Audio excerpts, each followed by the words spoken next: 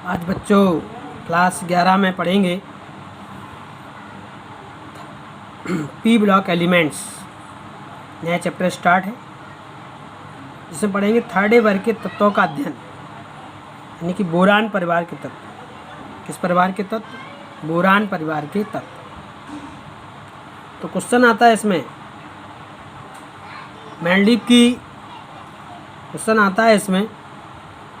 Mendeleev की आधुनिक आवर्त सारणी में बोरान एवं उसके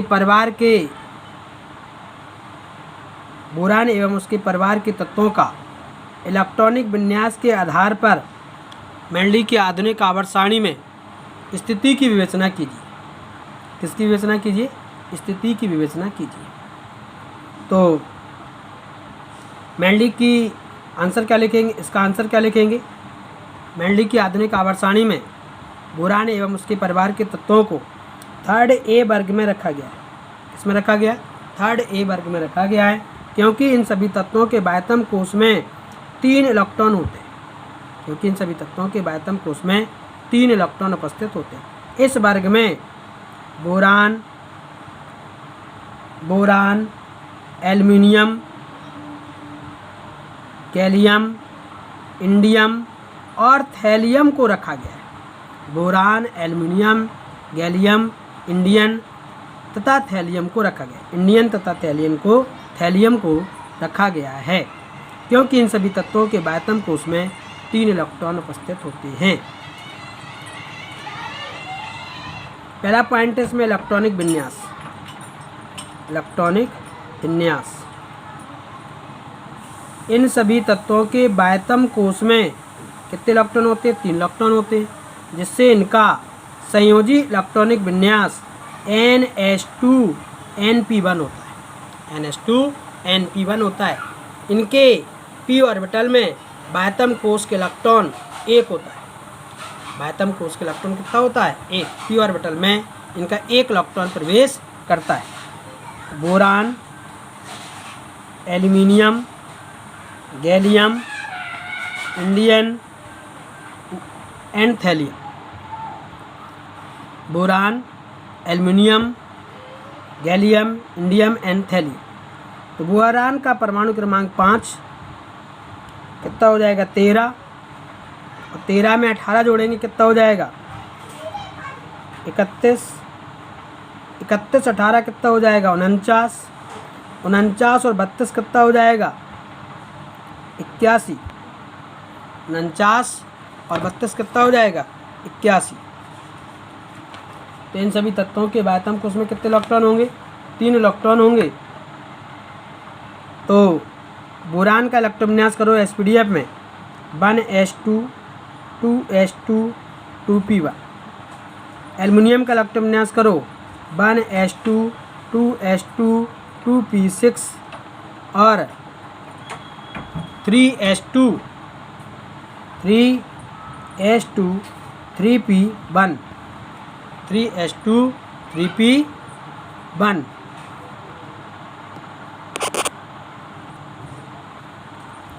गैलियम का इलेक्ट्रॉन विन्यास करेंगे 1s2 2s2 2p6 3s2 3p6 3d10 4s2 4p1 1s2 2s2 2p6 3s2 3p6 3d10 4s2 4p6 4d10 5s2 5p1। Thallium का करेंगे 1s2 2s2 2p6 3s2 3p6 3d10। फिर क्या करेंगे? 4s2 4p6 4d10 4f14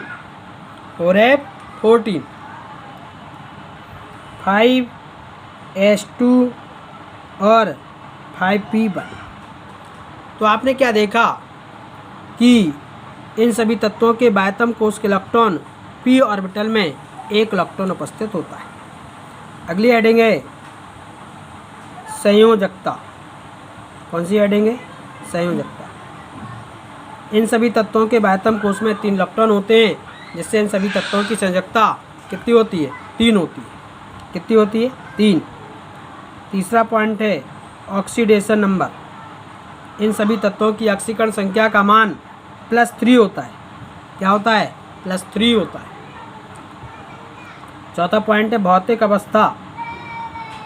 भौतिक अवस्था। यह सभी तत्व कैसे होते हैं? ठोस होते हैं। कैसे होते हैं? ठोस होते हैं। पांचवा पॉइंट है धात्विक लक्षण। धात्विक लक्षण। भौतिक अवस्था में थोड़ा एक पॉइंट और रह गया। गैलियम को छोड़कर सभी ठोस अवस्था में होते हैं। गैलियम को छोड़कर किस अवस्था में होते हैं? सभी तत्व ठोस अवस्था में होते हैं। अगला पॉइंट है धात्विक लक्षण। Boron, aluminium, gallium, indium and thallium. Indium and thallium. Boron क्या होती है? अर्धधातु होती है या अपधातु होती है। बाकी सभी कैसे होते हैं? धातु होते हैं। बाकी सभी कैसे होते हैं? धातु होते हैं। बोरान में अर्धधातु का गुण पाया जाता है। छठवां पॉइंट है परमाणु त्रिज्या। परमाणु त्रिज्या। जैसे कि आपको पहले से अवगत है, किसी भी वर्ग में ऊपर से नीचे की ओर चलोगे तो तत्वों की परमाणु त्रिज्या का मान बढ़ता है। क्या होता है? तत्वों की परमाणु त्रिज्या का मान बढ़ता है। सातवां पॉइंट है आयनन विभव। आयनन विभव। इस वर्ग में ऊपर से नीचे की ओर चलने पर तत्वों के आयनन विभव के मान में कमी होती है। तत्वों के आयनन विभव के मान में कमी होती है। आठवां पॉइंट है विद्युत ऋणात्मकता। विद्युत ऋणात्मकता। इस वर्ग में ऊपर से नीचे की ओर चलने पर तत्वों की विद्युत ऋणात्मकता के मान में कमी होती है। तत्वों की विद्युत ऋणात्मकता के मान में कमी होती है। अगला पॉइंट है इलेक्ट्रॉन बंधुता। क्या है अगला पॉइंट? इलेक्ट्रॉन बंधुता।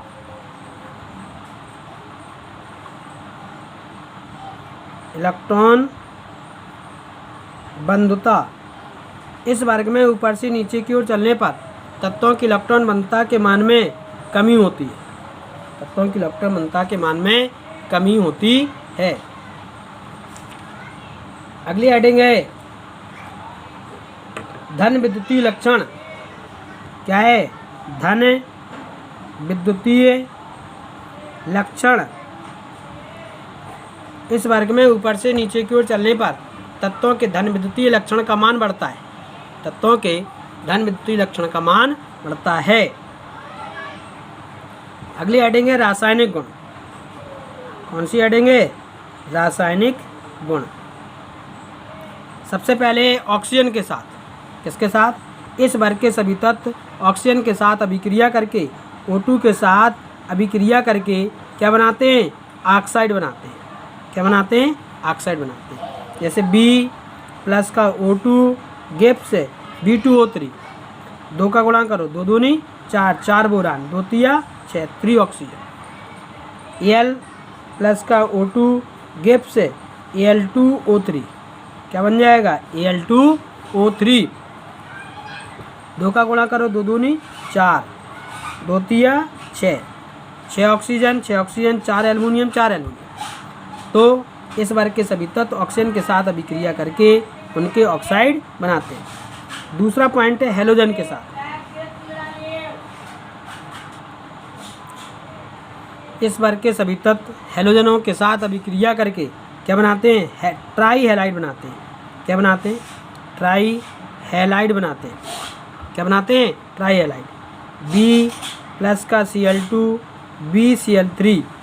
2 का गुणा करो, 2 तिया 6, 2 3 दूनी 6। Al+ का Cl2 गैप से AlCl3। 2 तिया 6, 3 दूनी 6, 2। एल्युमिनियम क्लोरीन के साथ अभिक्रिया करके क्या बनाता है, ट्राई हैलाइड बनाता है। तीसरी हेडिंग है अम्लों के साथ, अम्लों के साथ, यह अम्लों के साथ अभिक्रिया करके अलग अलग प्रकार के यौगिक बनाते हैं। जैसे बोरान है, नाइट्रिक अम्ल के साथ अभिक्रिया करेगा तो बोरिक अम्ल बनाएगा H3BO3 plus NO2, H3BO3 plus का NO2, ठीक है ना। 3 का गुणा करो यहाँ पे, 3 त्रिका 9, 3 दूनी 6, 6 3 9, oxygen 9 oxygen, 3 nitrogen 3 nitrogen, 3 hydrogen 3 hydrogen, तो ये क्या बन जाता है, बोरिक अम्ल बन जाता है। क्या बन जाता है, बोरिक अम्ल बन जाता है। इसी प्रकार एल्युमिनियम में सल्फ्यूरिक अम्ल के साथ अभिक्रिया करेगा तो क्या बनाएगा, Al2SO4 का होल थ्राइस प्लस का सल्फर डाइऑक्साइड प्लस का जल, प्लस का जल, 3 और 1 4, 4 का यहाँ गुणा कर दो, 2 का इधर गुणा कर दो, 4 का इधर गुणा कर दो, तो क्या बन जाएगा, उनके लवण बनाता है, उनके लवण बनाता है। अगली हेडिंग है नाइट्रोजन के साथ, किसके साथ, नाइट्रोजन के साथ।